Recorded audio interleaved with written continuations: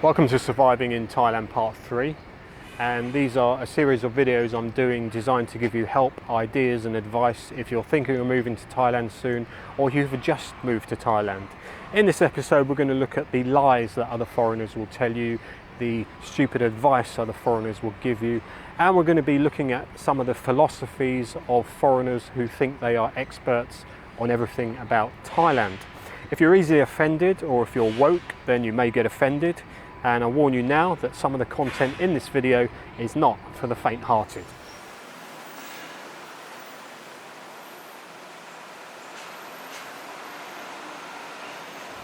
Well, let's kick off by getting the title of this video out of the way first. Some of you might be getting a little bit highly strung over this. Quite a lot of foreigners will have you believe that Farang is in fact a highly offensive, spiteful, derogatory word used by Thais to slag you off behind your back, or even slag you off while you're standing there listening because they think you don't understand their language. Well, that couldn't be further from the truth. In fact, Farang is a pretty neutral word used to describe a Caucasian or white foreigner. There's no offence meant really. I suppose there could be if it was used in an offensive way, of course, but they don't know your name, so how do you think they're going to describe you if they see a Farang in a bunch of Thai people? What do you think they're going to say? Oh, the guy in the red shirt? No, because there could be three guys in a red shirt. So they're going to use that word Farang to single you out from the rest. So chill out. I think alien is a much worse word.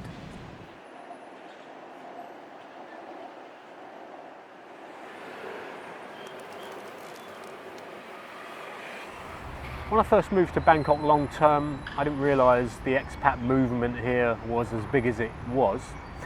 And I had no idea that there were actually a lot of social outlets to meet other expats. And what I wanted was, I wanted to meet the guys who had lived here for years, who could give me advice, ideas, and maybe offer a few pointers in the way of work or where the best places were to hang out, that kind of thing.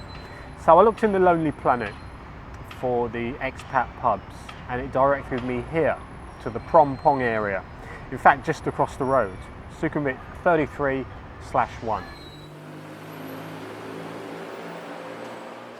This is where I met the first of a few old timers who had lived here quite a long time, and they gave me some pretty interesting bits of advice. So there I am, sitting in this British pub, and it didn't take me long to get a conversation going with the guy a few seats down on my right. And his mate comes back, and they have a few words, and then his mate comes and sits right opposite me, totally uninvited, but I was open to a bit of conversation, and he was friendly enough. And he said to me, "Son, I can tell you've just got here because of the way you're acting, and I want to give you a bit of advice so you don't mess up the same way that I did when I first got here 30 years ago." I said, "Okay, far away." He said, "A bit of advice on Thai men. Don't trust them, don't do business with them, and don't become friends with them." I said, "Why?" He said, they hate foreigners with a vengeance, especially us blokes. They hate Farangs." Okay, why is that? "Because we come over here, we take all the best women, we spend loads of money, and we got bigger cocks." Well, I did actually go back to that pub a couple of times more, and then never went back ever again. Not because of the pub, it was just that I got a bit tired of hearing the same guy talk about his apparent knowledge of everything Thai. There was another thing he told me, which was all Thai women outside the bar industry are virgins. And I heard this a few times actually over the next few months that I was meeting guys in bars like this. And I noticed that it was only guys who ever dated girls in and around the bar industry would have this idea. And I suppose to them, any girls outside the bar industry would be virginal and frigid compared to the girls they associated with. So I think it's very unfair to assume that all girls outside the bar industry are virgins. So another rubbish piece of advice I was given.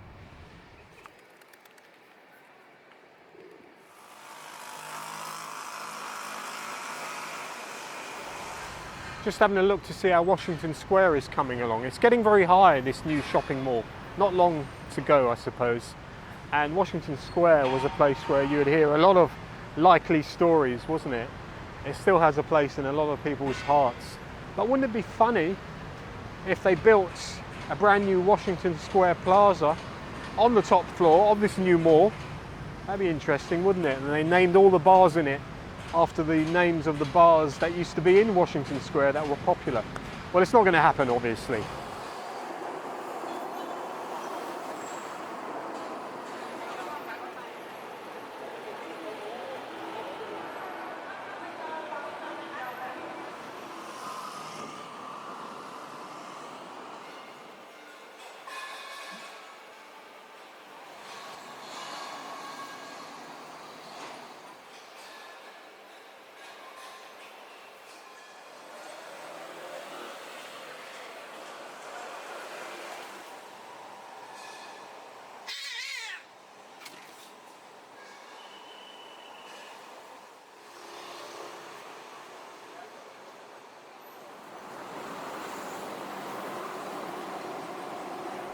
Well, I suppose that's a bit of an update on Washington Square and Soi 22.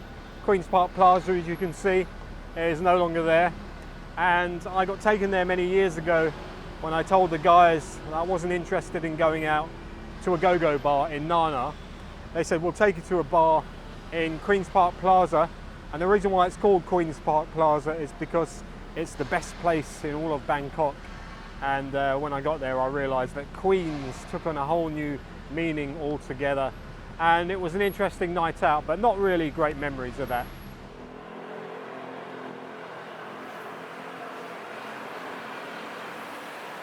Living in Thailand is also a constant education because you're learning new things every day, you're gaining wisdom and knowledge. I don't mean to sound like some kind of guru or something, but someone like Peter from Thailand Bound, he was here 30 years ago. He knows the ins and outs of how things work here in Thailand. And there are videos on his channel that show this. And I'm giving him a shout out because I had a chat with him a while ago. I'm going to upload it after this video and you'll see what I mean. We talk about the positives and the negatives of everything about living here in Thailand. And it's definitely worth a watch. If I'd have met Peter 20 years ago when I first got here, I would have gained more knowledge from him in a week than I gained on my own in the space of a year.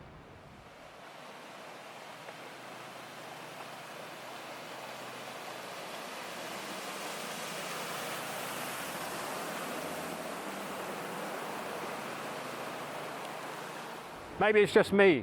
I attract these guys with dodgy stories.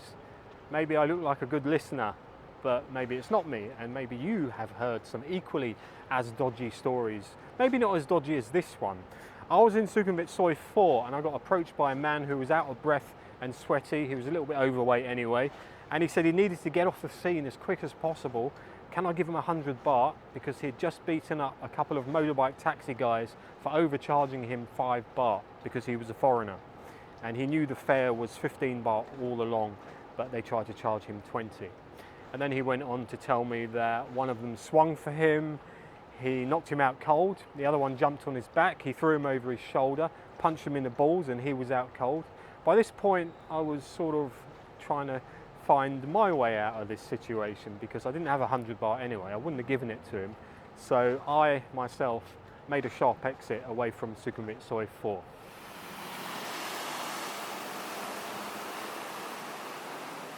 A lot of these Walter Mitty types residing in Thailand, living in a fantasy world where they start to believe everything they tell strangers in bars. That's my experience anyway. A lot of these kind of guys I met in places like Pattaya, Khao San Road, Koh Samui, usually will tell you stories about them being ex-spies, ex-special forces, on the run possibly, or how they were big millionaires in a past life. And if you become friends with people like this, I promise you, somewhere down the line there will be a request for a cash loan.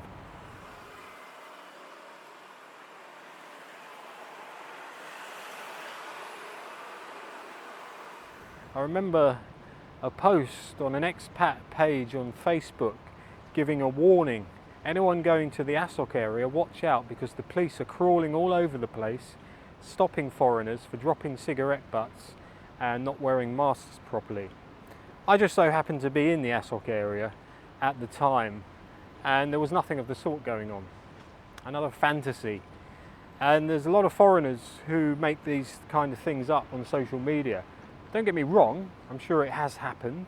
Foreigners have been stopped for dropping cigarette butts. In fact, I know someone who did about 8 years ago. But there's a lot of fake stories like this as well. And perpetual victims of conspiracies by Thais against the Farang. That's their MO.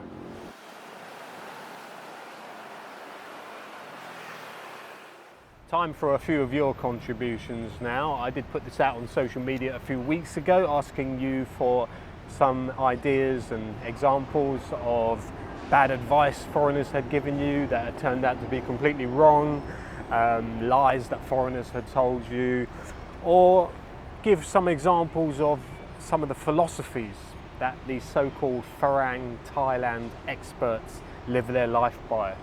So should be quite interesting. Let's start at the top. Thais think we're all millionaires. This one is not strictly true anymore, actually. Maybe 20 years ago it was a commonly thought of idea that all foreigners who came to Thailand, because they spent so much money, they left tips everywhere, they drank like fish, they ate at the high-end restaurants, stayed at expensive hotels, maybe they were thought of as millionaires back in those days. But I think the generation of Thais growing up now have a pretty good idea of who and who isn't a millionaire in the Farang world. Thais deliberately don't understand my Thai. This I've heard a few times, and I don't think it's because they're doing it deliberately. I think it's because they probably genuinely don't understand your accent. My Thai isn't the best, and it does get misunderstood quite a lot, but I definitely don't think they're doing it deliberately. So I think it's just an idea that you should be probably brushing up on your spoken Thai. The land of fake smiles, this gets said quite often. I think this depends probably on where you're living in Thailand or Bangkok, the kind of Thais that you're mixing with, and the kind of Thais that you're associating with. And how are you associating with these Thais? Is it a business arrangement? Is it on an intimate basis? You know, these things all matter if you're going to be generalizing in such a way. Teachers. Guys who claim to be teaching to only pass the time and because they enjoy the job and want to educate the nation. I did indeed meet a couple of guys like this in my early days teaching at language schools. They don't really want you to think that they need the money. And to be honest, the ones who said this were the most downtrodden looking guys I ever met. So again, I think most of the time it is a load of rubbish. No one does that job because they enjoy it, trust me. Seems to be a lot of foreign culinary experts here in Thailand who never eat Thai food but know everything all about it. And some people will tell you that all Thai food is unhealthy, full of sugar and MSG. I think this is a pretty bold statement to make, and Gary, the roaming cook, would have a lot to say about this. I'm pretty sure about that. I think this depends on where you're eating your Thai food. I'll give you an example. If you're eating cheap street food in a pretty low class area, then I would imagine it is full of MSG and low quality meat and possibly sugar. But I think a lot of Thai food is generally quite healthy. Again, it matters what your diet is, of course. Another one that gets said quite often is all taxi drivers won't switch the meter on for foreigners. I think that is a generalisation that is pretty wrong. It depends where you're getting the taxi from. If you're in a tourist area or a nightlife area where a lot of foreigners go, then it's likely you're trying to get a taxi that is part of a clan who have paid to be in that spot, basically, and they're there to rip off foreigners. If you get a taxi off the street in a place far away from these places, or even just around the corner, you'll most likely get a proper taxi who will not hesitate to switch on the meter. I have a rule where I'll only hail a taxi if it looks new. Do you know what I'm saying? And I've never had a problem with that. Only when I have got a taxi in a place like directly outside Siam Paragon or Nana or Asok, then I've had problems with taxis trying to quote me a price without switching on the meter. So that's that.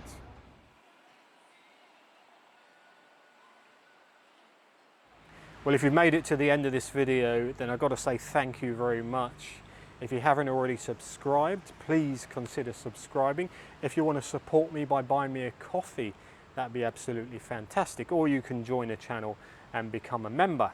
Anyway, until the next Surviving in Thailand, I will see you soon.